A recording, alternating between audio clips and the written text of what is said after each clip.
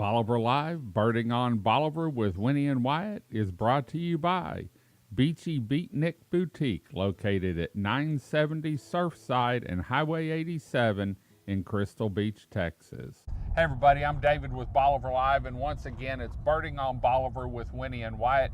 Today, on this week's show, we're actually at Horseshoe Marsh, but it's not just a small area. This actually encompasses from Loop 108 to Highway 87, and then from the east side of Loop 108. Does it go past Loop 108 on the east end? No. All the way down to Frenchtown Road. And believe it or not, we're going to talk about what it started out like and what it's like now as far as how big the marsh is. Winnie, you and I were talking a little earlier about we were looking at the map from 1930, I think, and the marsh wasn't that big. No, it wasn't very big then.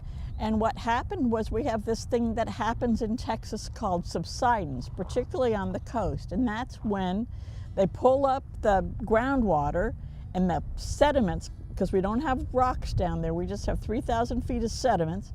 The sediments compact more when the water is pulled out. So when they put an oil field in over there on Goat Island that pulled a lot of water out, and this area sank, and it created this beautiful lagoon.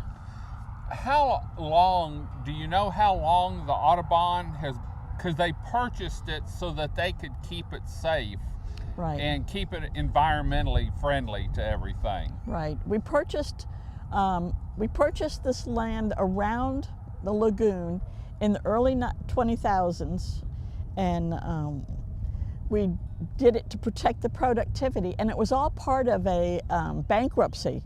So we wound up buying 4,000 lots. And because it was platted in the 1800s when there were a lot more lots that were above water, and now there are a lot of lots below water. And everything below water, below the mean high tide, belongs to the General Land Office. But we have everything that's uplands. Uplands. Wyatt, let's talk about birds a little bit.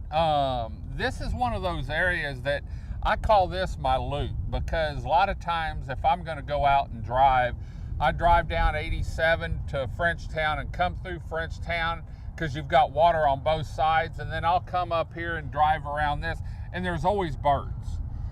Is this like some of the other areas? Do we get different birds different times of the year? And in the wintertime, I heard you say something about oysters.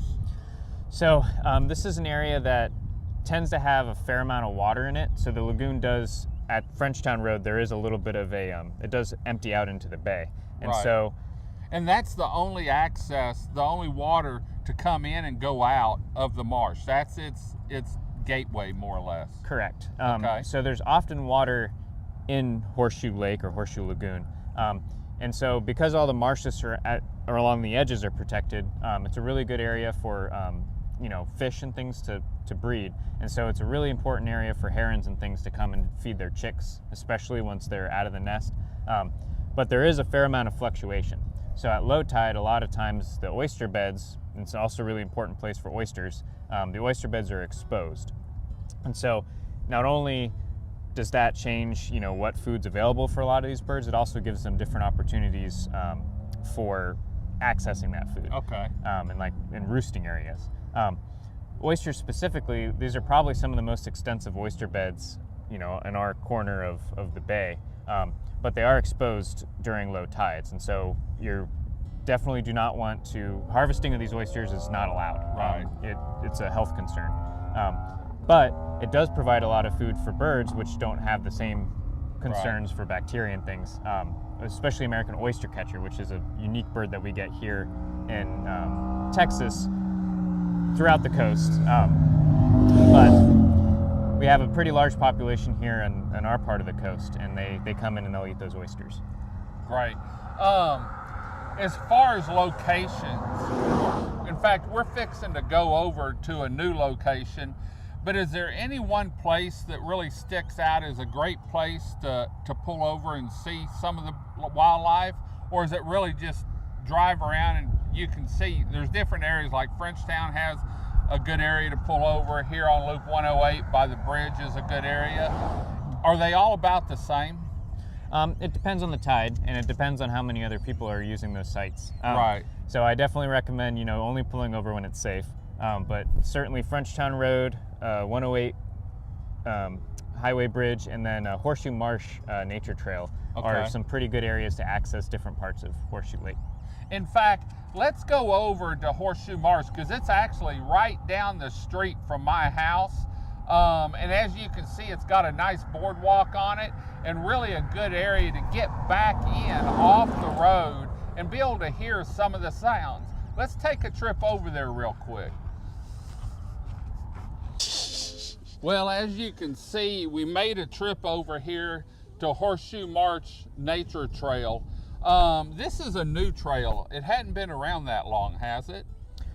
It's within the last 3 years. We've completed it. What does this trail entail as far as what can you see here different than you might some of the other areas, and what's the walk like? So the trail is it's a relatively short, about half a mile, and it goes through coastal marsh and coastal prairie habitat. So at the parking here, right off of 108, it's near 23rd Street in Port Bolivar. You can park here, and we have various trees that we've planted, mulberries and live oaks that we're hoping will grow up and give migratory birds somewhere to stop. Okay. And then as you work your way south towards Horseshoe Lake, then you start going through more prairie habitat and salt marsh habitat. So it gives you kind of 3 or 4 distinct habitats and different species in all this habitat. And in each area, different birds will hang out in different areas? Correct, yeah. So especially in the spring, we're hoping that we'll get a lot of migrants using some of the trees that we've planted and some of the other vegetation that's already here. And then once you go through sort of the prairie habitat, you get more sparrows and things. And then at the lake itself, which has a boardwalk, we have a lot of, the wading birds, the spoonbills, the herons, some rails. A little bit of everything. A little bit of everything. Well, as you can see, Horseshoe Marsh covers a lot of area here, and you can almost spend 2 or 3 hours easily going around the outside or maybe walking into Horseshoe Marsh here at the newest location with the boardwalk. And what's neat about it is it actually takes you through several different scenarios from coastal prairie to marshland, so you can see the different habitat that we have down here. And then if you remember, up in High Island, we have a lot of trees and a lot of farmland up there, and so it gives you a pretty big plethora of what different habitats in the migrating birds are down here. Y'all, thanks for joining us again. Until next time, I'm David with Bolivar Live. Y'all have a great day, great week. Come see us. God bless. And make sure you check out Houston Audubon's website for more information at houstonaudubon.org. Until next time, God bless and bye-bye. Looking for the perfect blend of seaside charm and unique style? Nestled right here in the heart of Crystal Beach, Texas is Beachy Beatnik Boutique, located at 970 Surfside and Highway 87. Beachy Beatnik Boutique is your coastal fashion haven and jewelry lovers' paradise. Special thank you to Beachy Beatnik Boutique for sponsoring our Spring 2025 Bolivar Live Birding on Bolivar.